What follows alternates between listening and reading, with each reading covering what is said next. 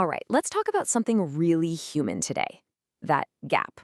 You know the one, the space between what we truly want to do and what we actually end up doing. We're going to explore what it means to move from that feeling of resistance into a state of real, genuine alignment. So, why do we resist the very changes we desire most? It's a really good question, isn't it? I mean, you have these clear goals. You want to change a habit, you want to shift a pattern, and yet somehow you just don't. You find yourself stuck. And look, this is an incredibly common experience.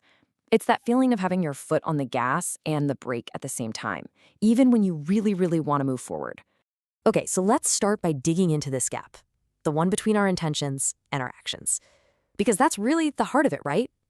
That's where all that resistance seems to live. Now, the first thing to get, and this is absolutely crucial, is that this resistance, it's not a personal failing. It's not some kind of character flaw. It's actually a signal. Think of it like a blinking light on your dashboard. It's just a piece of data telling you that something on the inside is out of alignment.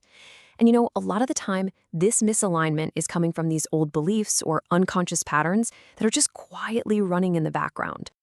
So to really get a handle on this whole misalignment thing, we have to look a little deeper. We need to understand the fundamental principle that's actually driving our behavior. We call this our core motivation dynamic. So what is that? Well, it's actually pretty simple. At our most basic biological level, we are wired to do one of two things: either move away from something we perceive as painful or move towards something we perceive as pleasurable. That's it. Every single action, or importantly, inaction, it all traces back to this core wiring. Okay, so there are two forces at play here, right? Moving toward pleasure and moving away from pain.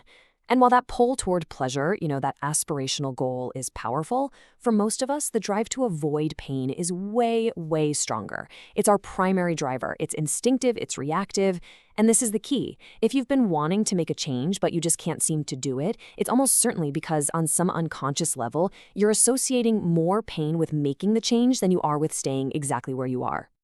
So what happens when this dynamic just keeps going over time? Well, when we stay stuck in these patterns that we know aren't serving us, it creates a very specific kind of pain. This is what we call the pain of misalignment. And here's the insight that can change everything. That short-term discomfort of making a change, the awkwardness, the uncertainty, the effort, it feels big in the moment. But it is almost always less than the long-term, chronic, slow-burn pain of staying misaligned. The pain of looking back year after year and realizing you're not living the life you intended. So I want you to really sit with this for a second. If nothing changes, if this exact pattern of resistance continues, what does your future look like in, say, 10 years? What is the real cost? What kind of pain will that inaction create for you? Because honestly, sometimes just facing that long-term reality is the one thing that can finally tip the scales and make change feel necessary. Okay, so this brings us to the practical part. The good news is you don't have to just be a victim of this pain-pleasure dynamic. We can actually learn to work with it consciously.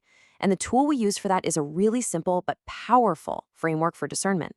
It's just 4 steps. First, you have to get absolutely crystal clear on the pain of inaction.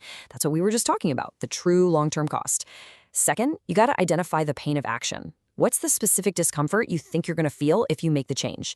Now, the third step is a subtle one, but it's so important. You have to uncover the pleasure in delay.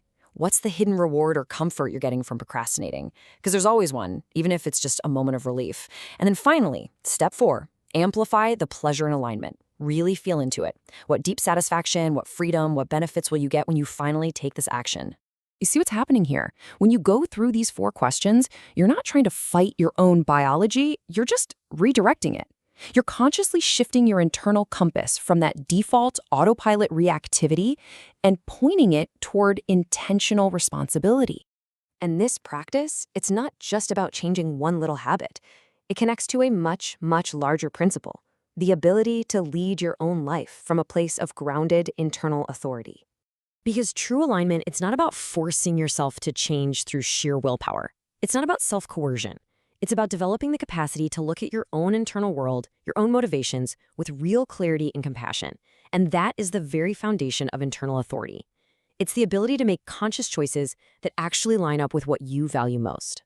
So to put this into practice, here's a reflection prompt for you. Where in your life right now are you associating more pain with taking action than with staying put? And for a micro practice this week, just pick one of those areas, just one, and walk yourself through that 4-step framework for discernment. See what you discover. Just notice what starts to shift for you. So I'll leave you with this to think about. What becomes possible when you learn to consciously align your actions with your intentions? When you stop fighting your own wiring and start working with it? What kind of space for becoming does that open up in your life?